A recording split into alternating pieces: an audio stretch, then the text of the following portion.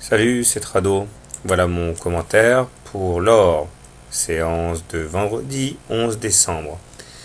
Eh bien, au risque de surprendre quand même pas mal d'entre vous, moi je trouve que la configuration actuelle est plutôt prometteuse. Aujourd'hui, comme hier et comme avant-hier, la ligne de retracement des 50% de Fibonacci a été testée. Elle a été transpercée en séance, mais elle a été préservée en clôture.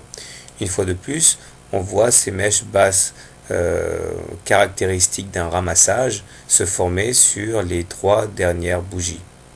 En ce sens, il est clair que des mains, grosses mains, je ne sais pas, mais en tout cas des mains, ramassent les contrats qui tombent. Alors bien sûr, les indicateurs techniques sont mal orientés, même très mal orientés. Le stochastique est sous son signal et en zone de survente, le momentum est négatif, le MACD décroît. En plus, la M7 est en train de croiser la M20, toutes les deux sont décroissantes et franchement c'est plutôt pourri. Il demeure que au regard du graphique, et si on s'en tient au repère uniquement graphique et pas technique, on est sur une zone assez intéressante à trader parce que le risque associé au trade est très limité.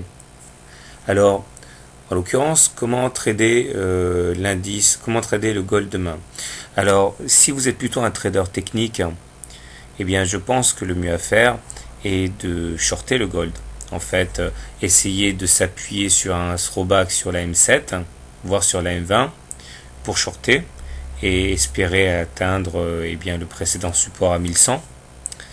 Par contre, si vous êtes plutôt un trader graphique et si vous êtes haussier, on a un excellent point d'entrée avec ce trade long prenant appui sur le retracement de 50% de Fibonacci.